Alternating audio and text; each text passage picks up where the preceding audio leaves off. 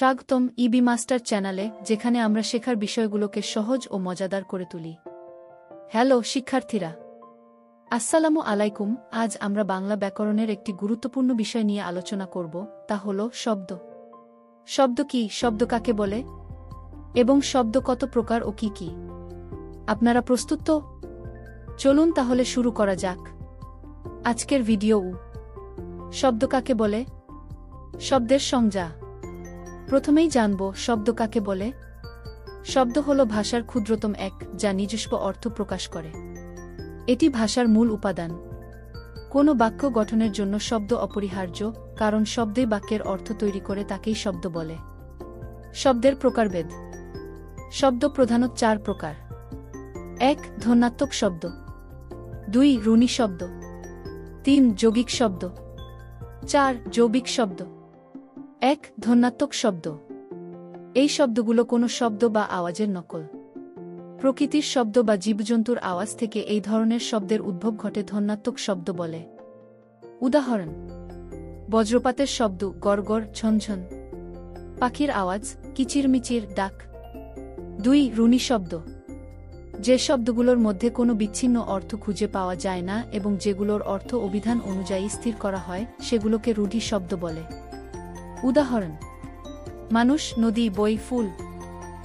3. যৌগিক শব্দ। যে শব্দগুলো দুটি বা তার বেশি শব্দের যোগে গঠিত হয় এবং একক অর্থ প্রকাশ করে, সেগুলো যৌগিক শব্দ বলে। উদাহরণ: গৃহপালিত, গৃহপালিত। রাজপথ, রাজাপথ। 4. যৌবিক শব্দ।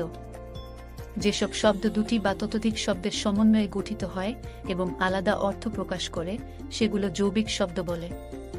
উদাহরণ: অন্নপূর্ণা, অন্নপূর্ণা, অন্ন প্রদানকারিণী। অন্তর্যামী, অন্তর্যামী, অন্তরে অবস্থানকারী। সংক্ষেপে শব্দের মূল বৈশিষ্ট্য: ধ্বন্যাত্মক শব্দ প্রকৃতি বা জীবের আওয়াজ থেকে উদ্ভূত। রূঢ়ি শব্দের অর্থ স্থির এবং নির্দিষ্ট। যৌগিক শব্দ দুটি শব্দের মিলিত রূপে একক অর্থ প্রকাশ করে।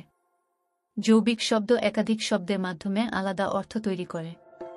আজকের ভিডিওতে আমরা আলোচনা করব শব্দ কাকে বলে এবং এর প্রকারভেদ সম্পর্কে। 2. শব্দের সংজ্ঞা।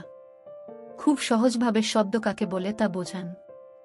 উদাহরণ: শব্দ হল এমন একক যা ভাষায় অর্থ প্রকাশ করে। 3. প্রকারভেদ ও উদাহরণ।